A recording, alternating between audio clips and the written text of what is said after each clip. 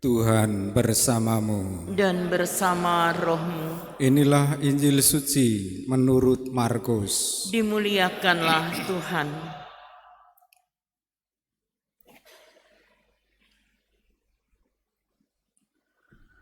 Pada waktu Yesus tiba di Yerusalem, Yesus masuk ke bait Allah dan meninjau semuanya. Tetapi karena hari sudah hampir malam, Yesus keluar ke Betania bersama 12 muridnya. Keesokan harinya sesudah mereka itu meninggalkan Betania, Yesus merasa lapar. Dan dari jauh Yesus melihat pohon ara yang sudah berdaun. Ia mendekatinya untuk melihat kalau ia mendapat apa-apa pada pohon ara itu.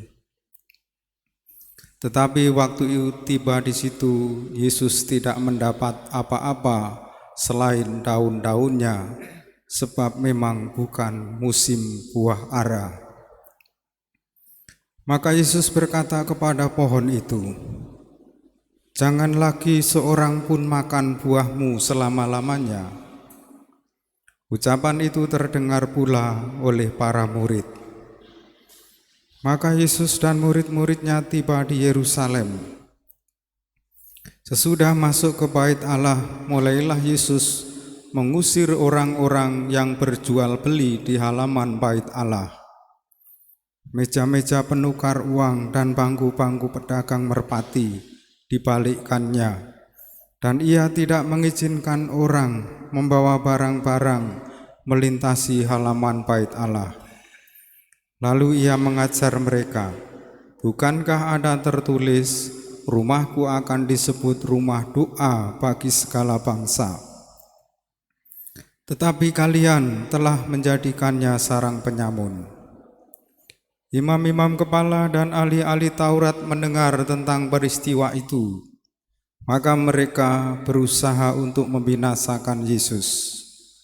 Tetapi mereka takut kepadanya, sebab mereka melihat orang banyak takjub akan pengajarannya. Menjelang malam, mereka keluar lagi dari kota. Pagi-pagi Yesus dan murid-muridnya lewat dan melihat bahwa pohon ara itu sudah kering sampai ke akar-akarnya. Maka teringatlah Petrus akan apa yang terjadi, lalu berkata kepada Yesus, "Rabi, lihatlah, pohon ara yang kau kutuk itu sudah kering." Yesus menjawab mereka, "Percayalah kepada Allah, aku berkata kepadamu, sesungguhnya barang siapa berkata kepada gunung itu, beranjaklah dan tercampaklah ke dalam laut, maka hal itu akan terjadi, asal ia tidak bimbang hati, tetapi percaya bahwa apa yang dikatakannya itu akan terjadi. Karena itu aku berkata kepadamu, apa saja yang kalian minta dan kalian doakan akan diberikan kepadamu, asal kalian percaya bahwa kalian akan menerimanya. Dan jika kalian berdiri untuk berdoa, ampunilah dahulu sekiranya ada sesuatu dalam hatimu terhadap seseorang, supaya juga Bapamu yang di surga mengampuni kesalahan-kesalahanmu. Tetapi jika kalian tidak mengampuni, maka Bapamu yang di surga juga tidak akan mengampuni kesalahan-kesalahanmu."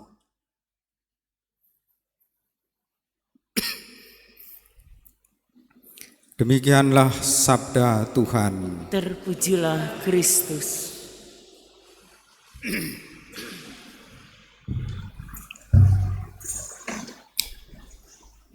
Umat Allah yang terkasih, kata-kata bisa mendatangkan berkat, juga bisa mendatangkan hukuman. Kata-kata Yesus terhadap pohon ara yang tidak berbuah mendatangkan kutukan atau hukuman. Jangan lagi seorang pun makan buahmu selama-lamanya. Dan kata-kata itu sungguh terjadi. Keesokan harinya pohon ara itu mati. Pohon ara itu menjadi kering dan mati. Sebenarnya ketika Yesus mengutuk pohon ara, dikatakan dalam Injil ketika itu memang tidak musim buah ara, maka semua pohon pasti sedang tidak berbuah. Tetapi kutukan Yesus terhadap pohon ara menjadi pelajaran, menjadi kesaksian para murid bahwa Tuhan penuh kuasa.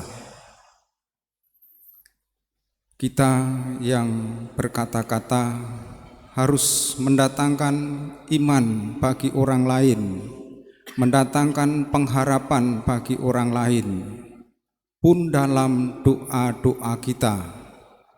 Kalau kita berdoa dengan penuh iman, apa saja yang kalian minta dan kalian doakan akan diberikan kepadamu, asal kalian sungguh percaya kalian akan menerimanya. Begitulah janji Tuhan. Dalam hidup pengalaman saya pribadi, jangan sering minta doa untuk kepentingan sendiri. Kalau mendoakan orang lain, itu pengalaman hidup saya sering dikabulkan oleh Tuhan. Tetapi kalau untuk kepentingan diri sendiri, rasa-rasanya Tuhan memang sudah mengurus diri saya, maka tinggal saya mengurus orang lain dengan doa-doa dan kesaksian hidup. Kita semua masing-masing sudah diurus oleh Tuhan, dan sebagai orang beriman kita diminta untuk berdoa dengan penuh iman dan hidup rukun dengan sesama kita.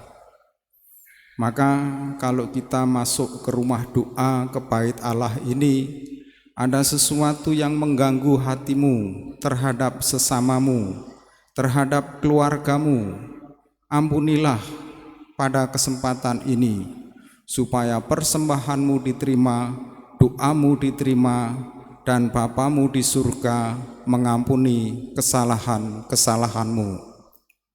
Kita menurut Putra Sirak dimohon untuk mengenang para leluhur kita, kakek nenek orang tua kita mungkin yang sudah dipanggil Tuhan. Hari ini juga kita diajak untuk mengenangkan Bapak David Hindra yang sudah dipanggil Tuhan, mengenangkan Bapak Koska Dendi yang sudah dipanggil Tuhan. Mereka dulu seperti kakek nenek kita, seperti orang tua kita yang barangkali sudah dipanggil Tuhan, adalah pejuang-pejuang tangguh yang tidak kenal lelah, yang tidak menyerah pada zaman itu ketika menghadapi situasi sulit. Mereka adalah teladan terbaik dalam hidup kita karena sudah menyelesaikan kehidupannya.